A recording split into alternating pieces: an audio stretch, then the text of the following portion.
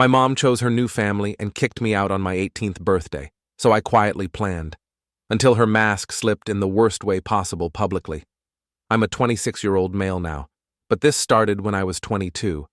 I grew up in a big house in Oak Ridge, one of those neighborhoods where everyone has money, but nobody talks about it. It's the kind of place with fancy mailboxes, where guys mow their lawns and polo shirts on Saturday mornings while drinking craft IPAs. My grandpa was the real MVP in our family. The old man built an empire from scratch in commercial real estate back in the 1980s and 1990s. He was smart with his investments and ended up owning half the office buildings downtown. He wasn't flashy, though. He drove the same Buick for 15 years and taught me about investing since I was 10. I'd sit in his study while he explained stock charts and property values. Other kids had baseball with their grandpas. I had investment 101, and honestly, I wouldn't trade it for anything. "Always know where your money's going, Tyler," he'd say. "The minute you lose track is the minute someone else starts making decisions with it." The man was dropping financial literacy bombs on me before I could even drive. My parents, that's where it gets complicated. My mom, I'll call her Karen, was obsessed with keeping up appearances. She'd rather die than show up to a neighborhood barbecue without the perfect potato salad and a fresh blowout. My dad Richard was barely in the picture, a finance bro more interested in his golf handicap than raising me. They split when I was 14 and Dad moved to Phoenix with his secretary. Classic move, right? The divorce was messy. Mom threw his clothes on the lawn. Dad changed the Netflix password. Real mature for people in their 40s. After the divorce, Mom started dating again quickly. Enter Derek, my stepdad. This guy was the worst kind of phony Rolex watch, but always forgot his wallet. Talked about his investment portfolio, but was drowning in debt. He had this routine of name-dropping celebrities he'd supposedly met at restaurants he couldn't get reservations for. The dude was the human equivalent of those Instagram accounts where people rent private jets for photo shoots.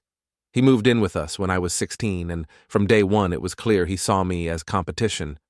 Not for Mom's attention, gross, but for resources, space in the house, food in the fridge, money. "Tyler, you're taking up the good parking space again," or "Tyler, do you really need to eat that much? Groceries aren't cheap," little jabs like that. Whenever Grandpa visited, Derek would transform into this perfect stepfather figure. "Tyler's doing great in school. I've been helping him with his calculus." "Bruh, you didn't even go to college, let alone help me with advanced math." What nobody knew, except Grandpa's lawyer, was that Grandpa had set up his will in a specific way before he died when I was 17. The house we lived in, he'd put it in a trust for me that would transfer to my name upon my college graduation, assuming I finished my degree. Until then, Mom was just the trustee.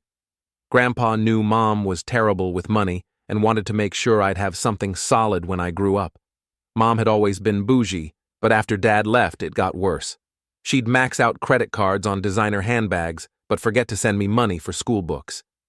Meanwhile, Derek was always between opportunities, code for unemployed but too proud to admit it. He'd occasionally land a sales job, flex about his territory for a few months, then mysteriously be moving in a different direction when things didn't work out. I didn't know any of this inheritance stuff yet. I just knew Grandpa had told me once. "I've made sure you'll be taking care of Tyler. Just focus on making something of yourself." So that's what I did. I worked my butt off in school, got into Westlake University, and majored in finance. Mom and Derek acted supportive, but there was always this weird vibe, like they were waiting for something. When I got accepted to Westlake, Derek's first response wasn't "congratulations, but that's going to be expensive. Thanks for the vote of confidence, bro."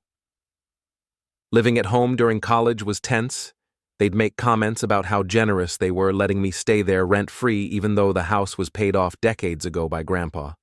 They'd ask when I planned to move out before I'd even finished my freshman year. Classic, passive-aggressive. I spent most of my time on campus, partly for classes but mostly to avoid home. I made some solid friends, especially my buddy Marcus, who became my ride or die through all this. He saw through Mom and Derek's nonsense from day one. "Your stepdad's the type of guy who wears sunglasses indoors and calls everyone chief," Marcus said after meeting Derek once. Spot on assessment. Fast forward to my college graduation day, May 2021. I just finished my finance degree with honors. It took 4 years of grinding, working part-time at Best Buy to cover expenses Mom couldn't help with, despite living in a paid-off mansion. Derek's car payments for his leased BMW were apparently more important than my textbooks. The ceremony was that morning, long, boring as hell, but I felt proud. Mom, Derek, and surprisingly Dad showed up. They were being weirdly nice all day, which should have been my first clue. Something was up. Mom kept taking selfies with me in my cap and gown, posting them with captions like "so proud of my brilliant son," total performance for her Instagram followers. Dad awkwardly gave me a $100 Amazon gift card. "You can get whatever you need for your apartment," he said, already assuming I wasn't coming home. Subtle, Dad. Real subtle. "Let's celebrate at Costello's tonight," Mom suggested after the ceremony. Costello's was this fancy Italian place that Mom and Derek only went to for special occasions, usually when they were trying to impress someone, the kind of restaurant where they list the pasta shapes in Italian and don't put prices on the women's menus. We got to the restaurant, and I was thinking maybe they were actually proud of me for once. We ordered drinks. Dad made an awkward toast about entering the real world. Rich, coming from a dude who hadn't paid child support in years. Then Mom slid a thick envelope across the table. "A graduation present, honey," she said with a smile that didn't quite reach her eyes. Derek was practically bouncing in his seat, like a kid who put plastic wrap over the toilet and was waiting for someone to use it. I opened it, expecting maybe a check, though they'd never been generous before, or a card. Instead, I found a freaking 30-day notice to vacate, a formal letter telling me I needed to be out of the house by the end of June. Not even handwritten, a typed legal document, like I was some random tenant they were evicting. "What the hell is this?" I asked, feeling like someone had just punched me in the stomach. Mom sipped her wine casually. "Derek and I have decided to convert your room into the home gym we've always wanted. We're starting renovations next month. But I was planning to live at home while I start my job search," I said, still trying to process what was happening. "We talked about this. Just a month earlier, I'd specifically asked if I could stay at home post-graduation while I found a job and saved for my own place." Derek laughed, actually laughed, and said, "Tyler, you're 22 now, a college graduate, time to stand on your own 2 feet. We need our space." Dad, who'd been quiet, finally chimed in, "You can crash at my condo for a couple weeks if you need to." The futon in my office folds out.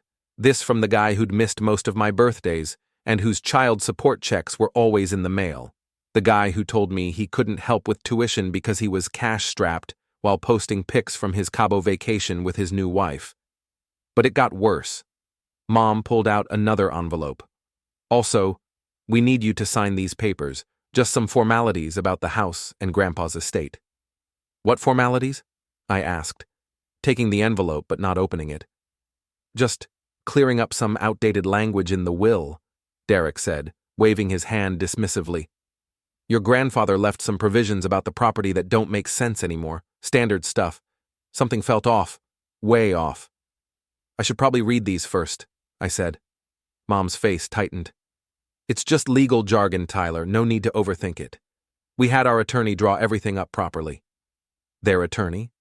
Since when did they have an attorney on retainer?" Mom could barely afford her Nordstrom card payments. "I'll take them home and look them over," I insisted. Derek's smile disappeared. "We really need those signed tonight.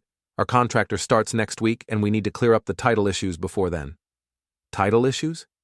What the hell?" I put the papers back in the envelope. "I want to read them carefully first." The rest of dinner was tense as hell. They kept trying to bring up the papers and I kept deflecting.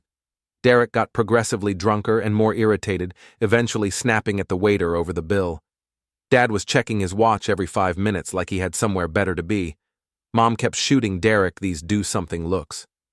When I got home that night, I finally opened the envelope and tried to make sense of the legal jargon. Something about transferring inherited interest and relinquishing claims to the estate. It was written in that dense legalese specifically designed to confuse normal people. That morning, I remembered what Grandpa told me before he passed away. When the time comes, talk to the lawyer. So I did. I found the office downtown, called right when they opened, and landed a same-day appointment. The place looked exactly like somewhere that handled old family money. I gave my name, and they didn't even need to check the book. The lawyer saw me walk in, gave a small nod, and said, "I was wondering when you'd come. What brings you in today?" I pulled out the papers from my backpack. My mom and stepdad want me to sign these. Something about Grandpa's…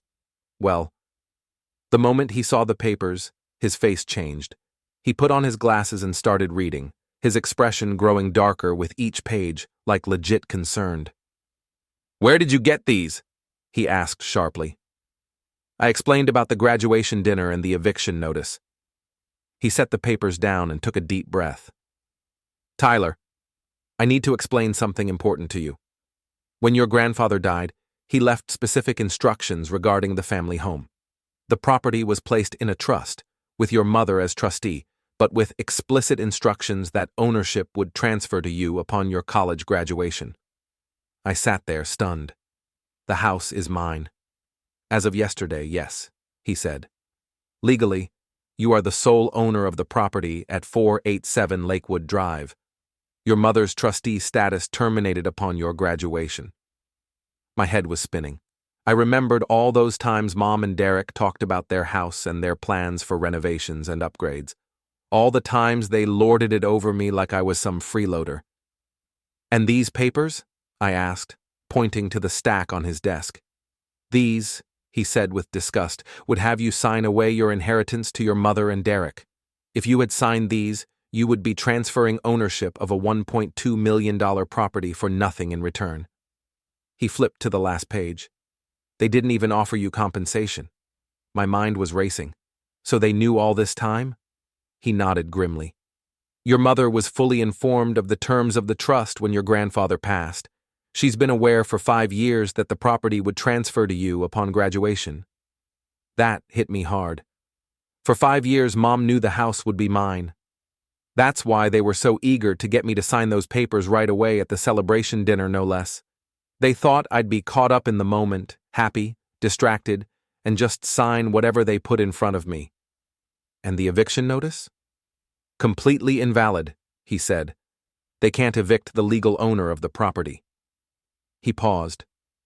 "Tyler, I don't say this lightly, but what they've attempted here borders on fraud. They tried to deceive you into signing away your inheritance." I felt sick. All those years of Derek's comments about their house, Mom talking about when you eventually move out, they knew they were living in my house. The audacity of these people. "What should I do?" I asked. He leaned forward. "First, don't sign anything.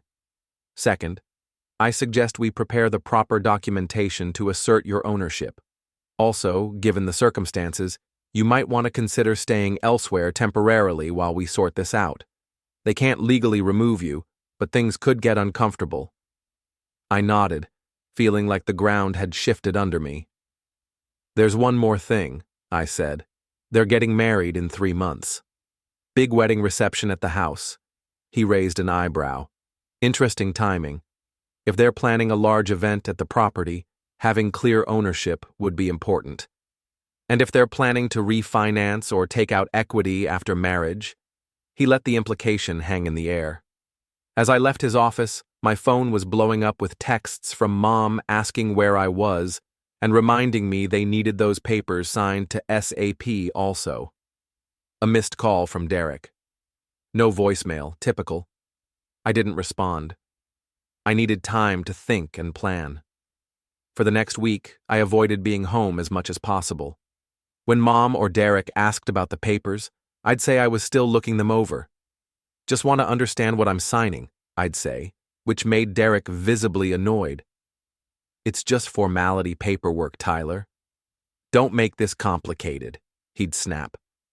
Meanwhile, Mom was deep in wedding planning mode, bridal magazines everywhere, Pinterest boards full of flower arrangements and table settings, caterer samples filling the fridge.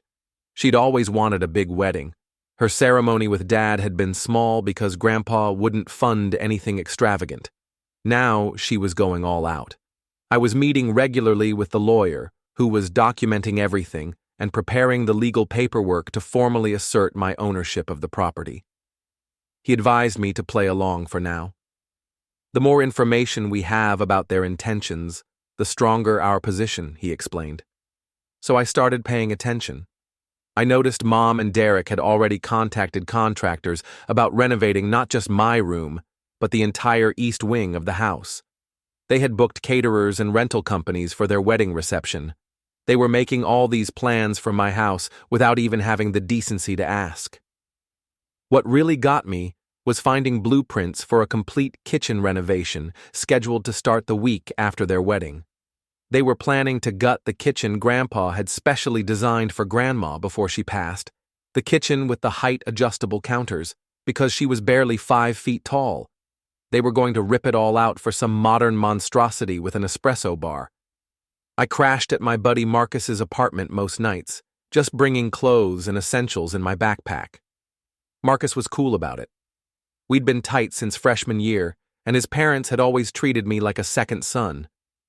"Dude, they seriously tried to steal your house," he said when I explained the situation. "That's some cold-blooded stuff right there." "Yeah.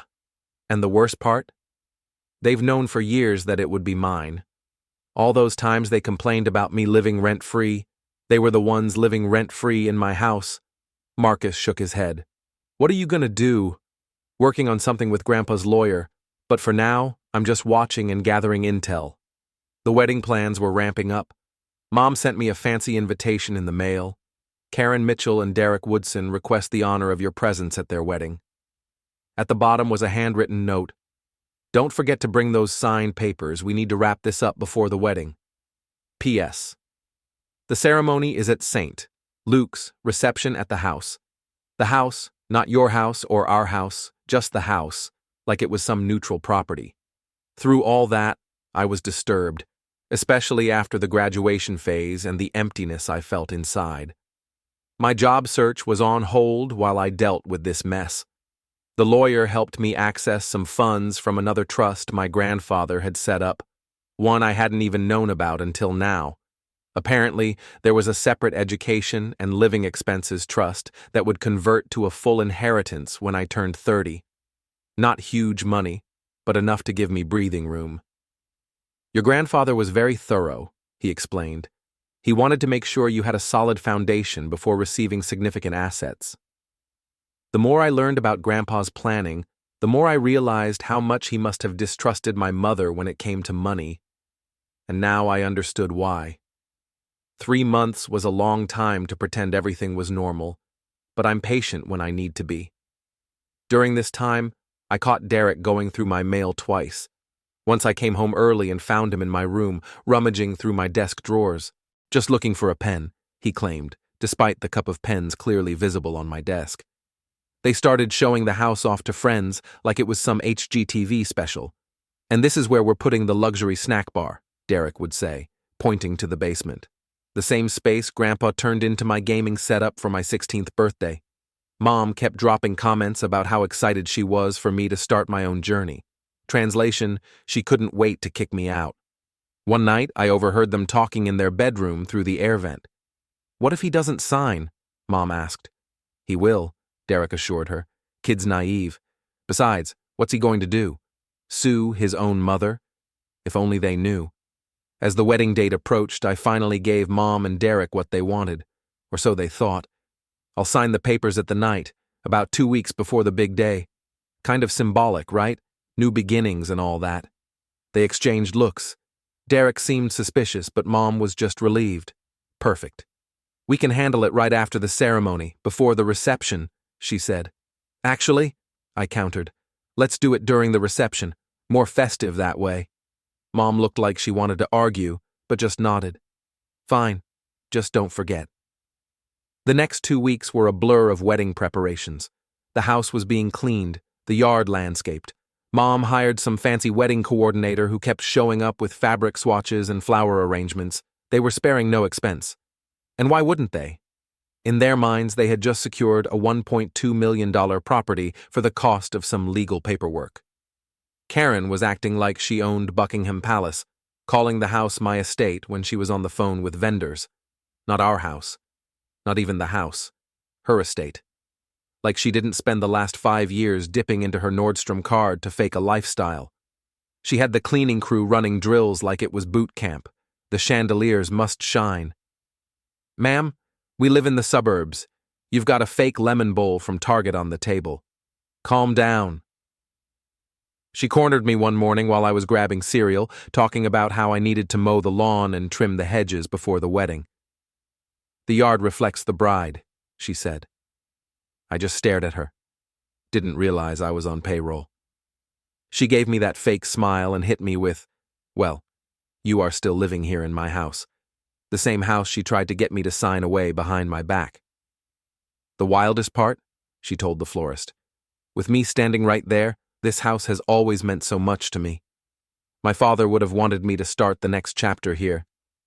Nah, ma'am. Your father didn't build that house so you could scam your way through your third marriage. He built it to keep me protected from people exactly like you. At that point, I realized this wasn't just entitlement, it was performance.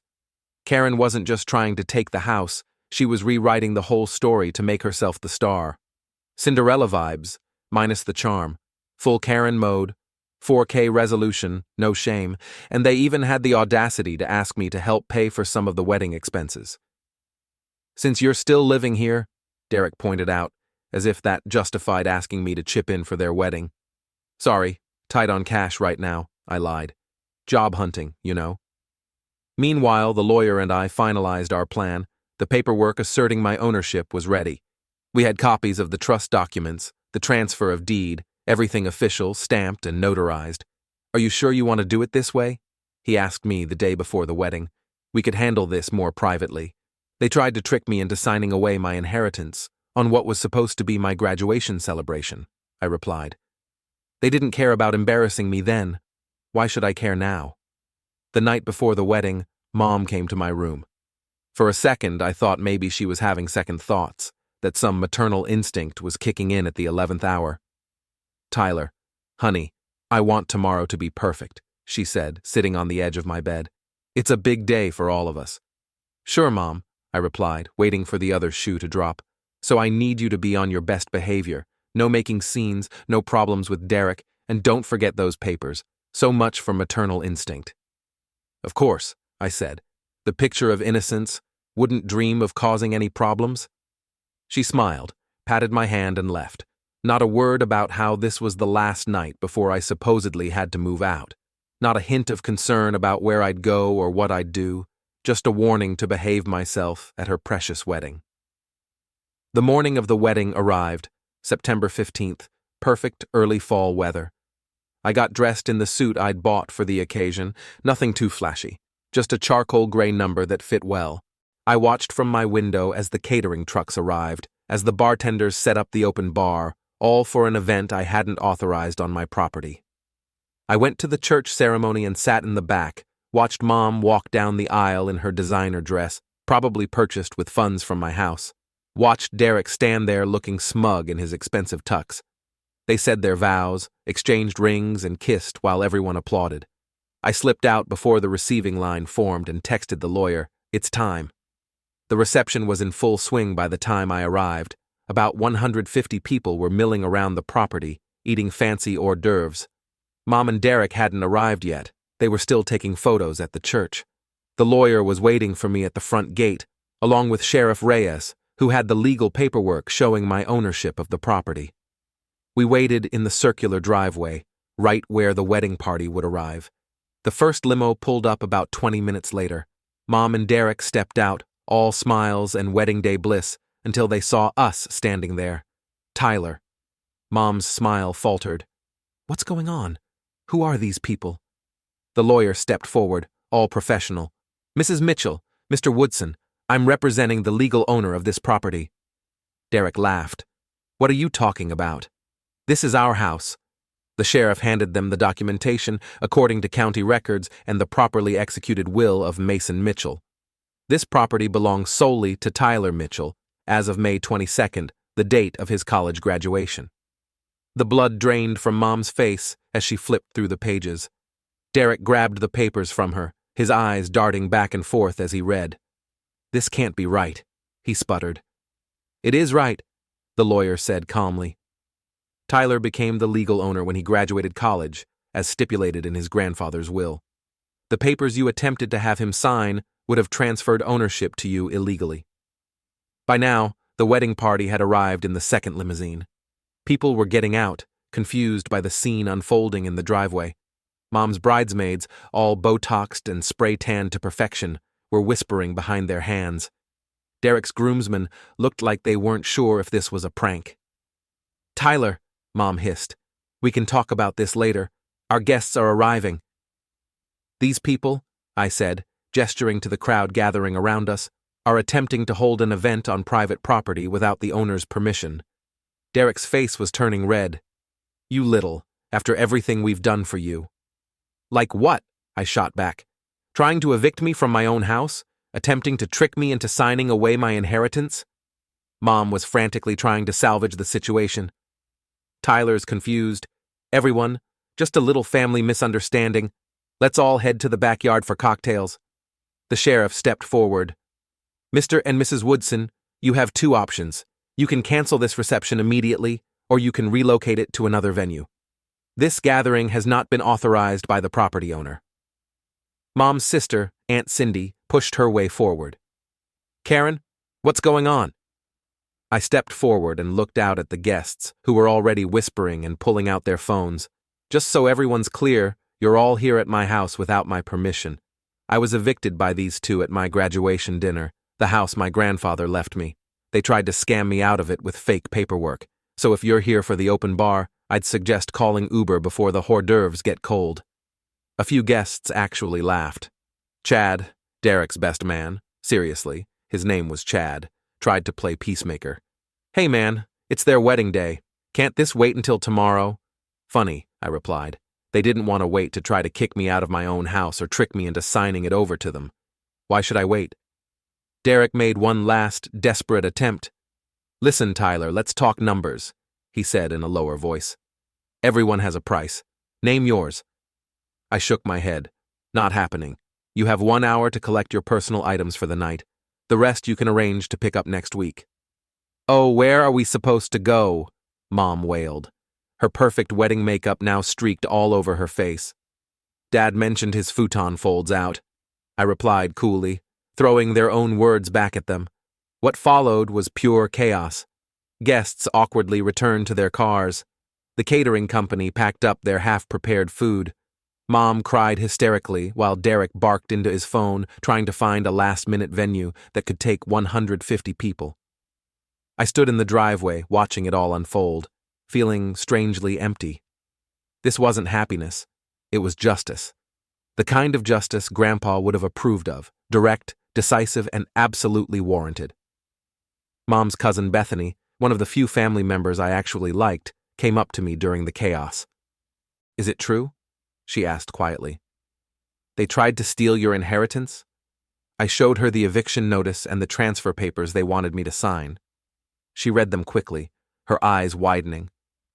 "Jesus, Karen," she muttered. Then she hugged me. "Your grandpa would be proud of you for standing up for yourself." That meant more than she knew. They ended up moving the reception to the Westlake Hotel ballroom, a last-minute booking that cost them triple the normal rate. Most guests had already left, from what I heard later. The ones who stayed were treated to cold food, a cash bar the original bar was supposed to be open, and the most awkward first dance in history. That night I walked through the house, my house, looking at the wedding gifts piled in the foyer, the half-assembled decorations in the backyard. I donated all the wedding gifts to a homeless shelter the next day, petty maybe, but they were delivered to my address, so technically they were my property.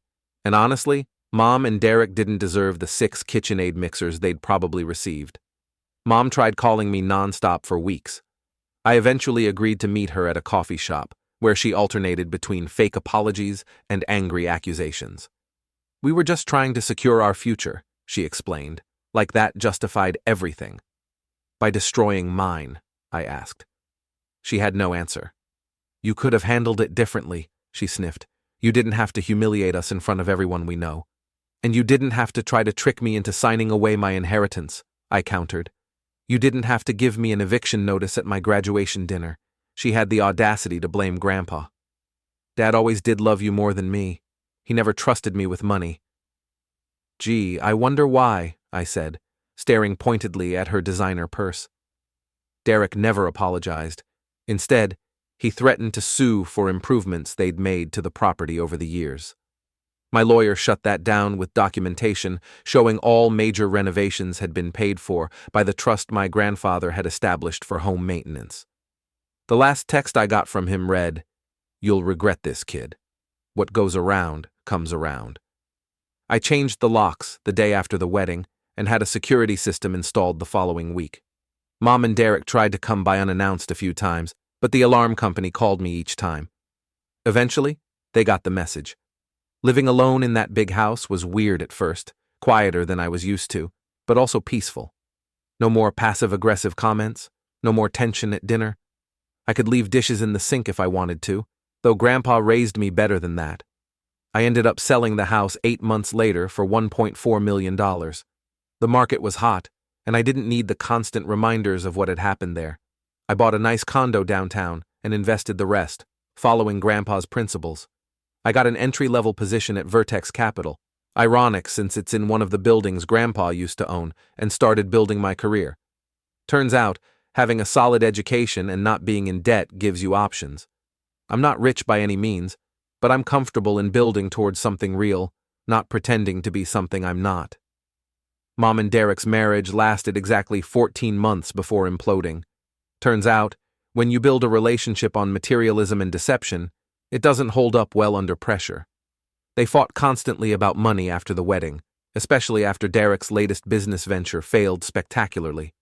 Last I heard, Derek moved to Tampa after the divorce, and Mom is living in a small apartment, complaining to anyone who will listen about her ungrateful son. Dad actually reached out after he heard what happened, said he was proud of me for standing up for myself. Too little, too late, but I appreciated the gesture. We grab lunch maybe once a year when he's in town. It's awkward, but less toxic than it used to be.